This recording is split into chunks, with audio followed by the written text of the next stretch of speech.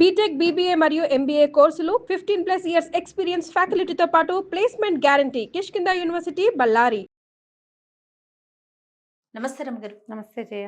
రమగారు, రాజుల కథలు ఎప్పుడో పాతవి కాకుండా కొంచెం మన ముందు తరాల రాజుల కథలు అలా ఏమన్నా చెప్పుకుందామండి. పిల్లలకు కూడా కొంచెం ఇంట్రెస్టింగ్ ఉంది. మరాఠీ రాజులు ఉంటాయి, చరిత్రలు ఉంటాయి కదా, మరాఠీ రాజులు, రసపుత్రులు, రాజపుత్ర గాథలు, అవును, అవన్నీ చాలా ఉన్నాయి. మొగలాయిలు అంటే మొగలాయిల కథలు కూడా ఉన్నాయి, కానీ మహారాష్ట్రియన్స్ అంటే మనకి శివాజీ, ఛత్రపతి సంభాజీ, తర్వాత ఏమో మహారాణా ప్రతాప్, వాళ్ళిద్దరి కథలు అవి బాగుంటాయి. అయితే ఈ హిస్టరీలో ఉన్న రకరకాల కథలని కొన్ని చందమామ కథల రూపంలో కూడా మనకు కనపడతాయి జయ. రాణా సంఘ్ వాళ్ళందరివి మరి 50లలో వాళ్ళకి తెలిసిన హిస్టరీని రాయబడిన స్టోరీస్ అన్నమాట. దేవరాజు అనే ఆయన ఒక కథ చాలా బాగుంటుంది. ఈయన జైసాల్మీరు రాజుగారి కొడుకట. ఆయన కథ ఒకసారట ఒక యోగి, ఆయన ఆరావళి పర్వతాల్లో ఒక యోగి ఒక ఆయన ఉండేవాడట. ఆయన తపస్సు చేసుకుంటుంటే ఒక 12-13 సంవత్సరాల కుర్రాడు పరిగెత్తుకుంటూ వచ్చాడట. చిన్న పొన్న దెబ్బలు ఉండేవాడు ఒంటి మీద. పరిగెత్తుకుంటూ వచ్చి ఈ యోగి పాదాలు పట్టుకుని, అయ్యా నన్ను రక్షించండి, నేను జైసాల్మీరు రాజుగారు అయిన బీజీరావు గారి కుమారుణ్ణి, దేవరాజు నా పేరు, మా నాన్నని సంహరించి మరి శత్రువులు రాజ్యాన్ని ఆక్రమించారు, నన్ను చంపటానికి వెంబడపడ్డారు, గుర్రం చచ్చిపోయింది, నేను పరిగెత్తుకుంటూ వచ్చాను, నన్ను రక్షించండి అన్నాడు. 12-13 ఏళ్ల పిల్లాడు. రాజపుత్రుల పిల్లలు కొంచెం బలంగా దృఢంగా ఉంటారు. ఆయనకి తెలిసింది రాజుగారి అబ్బాయి తనని శరణొచ్చాడని. ఆయన ఏమన్నట్ట, సరే ఆ ఒంటి మీద బట్టలు విప్పేసి అక్కడున్న అంగవస్త్రం కట్టుకొని ఒక ఉత్తరీయం లాంటిది ఇచ్చారు. అంగవస్త్రం ఉంటుంది కదా, చిన్నది, పంచంత పెద్దది కాదు, అంగవస్త్రం కట్టుకోమని ఆ కుర్రాడు అంగవస్త్రం కట్టేసుకున్నట్ట. ఈయన తన ఒంటి మీద జంధ్యం ఉంటే అందులోంచి ఒక పోస తీసి, 3 పోసలు ఉన్నాయో 2 పోసలు ఉన్నాయో ఆయన ఒంటి మీద, ఒకటి తీసి పిల్లవాడి మెడలో వేసేట. జంధ్యంగా వేస్తారు కదా, జంధ్యం వేసి అక్కడ ఆహారం ఉంది, 2 విస్తర్లు వేసి నీకు నాకు వడ్డించన్నట్టు. కుర్రాడు గబగబా ఏం చేసేట, 2 విస్తర్లు వేసేసి గిన్నెలు పెట్టాడు. ఒక పెరుగు పచ్చడి లాంటిది ఒక పదార్థం, పులగం. వీళ్ళిద్దరూ ఆకుల ముందు కూర్చున్నారు. కూర్చునేసరికి లోపలికి 5-6 సైనికులు గబగబా వచ్చారు. వాళ్ళకి తెలిసింది యోగి గారు భోజనం చేస్తున్నాడు అని. ఆకులు ఉన్నాయిగా, 2 పిల్లలు ఉన్నారు.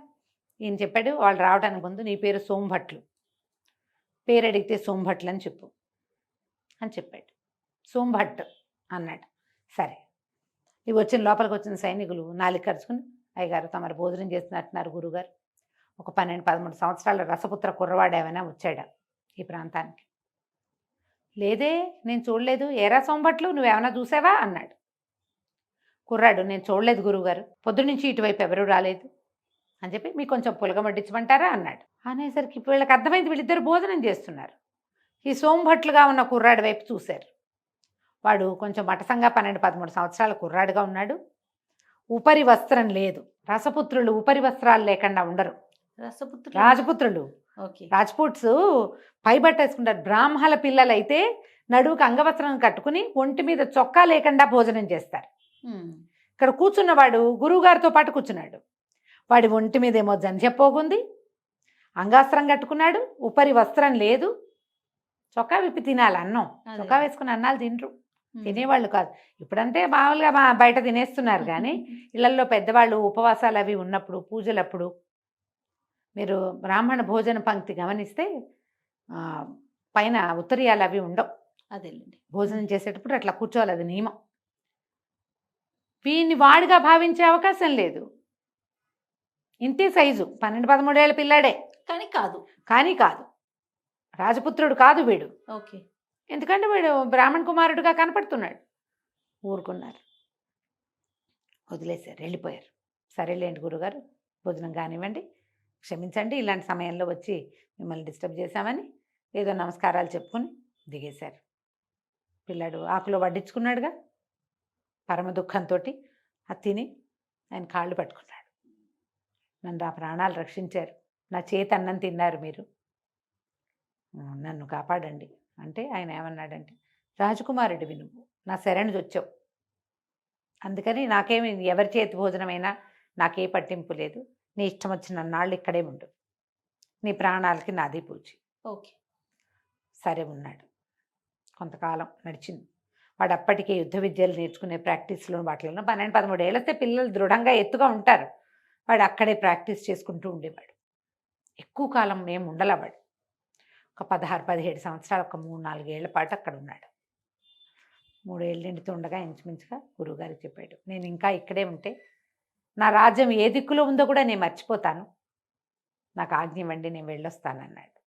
ఆయన రాజ్యాభిషేక ప్రాప్తిరస్తు అని దీవించి వెళ్ళిరా అన్నాడు. కుర్రాడు అన్నాడు, మీ జ్ఞాపకార్థం ఈ అంగవస్త్రాన్ని నేను తీసుకెళ్తానని అడిగి ఆ రోజు తను కట్టుకున్నటువంటి ఆ వస్త్రాన్ని మడత పెట్టి బ్యాగ్లో పెట్టుకున్నాడు.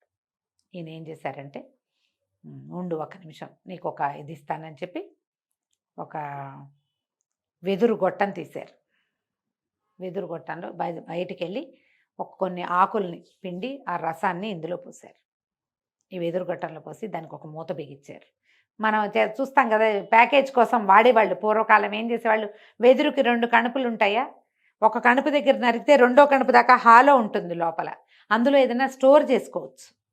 ఇప్పుడు కూడా అలాగే చేస్తారు, ఈ పల్లెటూళ్ళల్లో అక్కడ వాడతారు దాన్ని. ఇందులో ఉన్న పసరుతోటి ఇనుము బంగారంగా మారుతుంది, నీకు అవసరమైనప్పుడు మాత్రమే దీన్ని వాడుకో అని చెప్పి ఆ చేతిలో పెట్టి కుర్రాడు పరుచుకొని వచ్చేసాడు.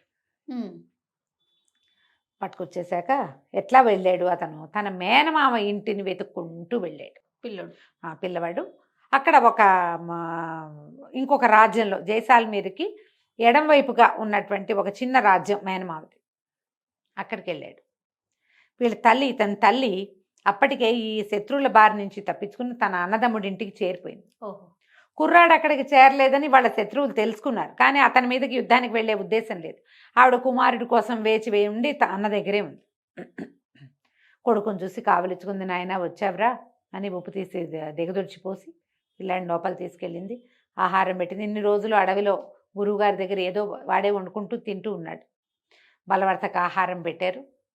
అయితే ఇతను అడిగాడు, మామయ్య నాకు ఏదైనా కొంత స్థలం ఇవ్వు, నేను ఏదైనా చిన్న కోట కట్టుకుంటాను, నాది నేను నా రాజ్యాన్ని సంపాదించుకోవడానికి ప్రయత్నం చేస్తానన్నాడు. వాళ్ళ మేనమామ విసుక్కున్నాడు. భీమరాజు ఆయన పేరు. ఆయన ఏమన్నాడంటే, స్థలం లేదు గిలం లేదు, నువ్వు ఉన్నావు, నీకు అన్నం పెట్టావు అంతే, నీకు నేనేం చేయలేను, నా వల్ల అవ్వదు, అవంతా నాతోటి కాదు, నువ్వు వచ్చి ఇక్కడ ఉంటానంటే నువ్వు ఉన్ననాళ్ళు తిండి తిండండి నువ్వు మేమ, కానీ నేను స్థలాలు ఇవ్వను అన్నాడు. అంటే ఏమైంది, అంతలో ఏమైంది, ఒక గొడారి వాడు వచ్చాడట. అంటే అదే మన చెప్పులు అవి కుట్టేవాళ్ళు, వాడు ఒక ఎద్దు చర్మాన్ని తీసుకొచ్చి ఇచ్చాడు ఈయనకి.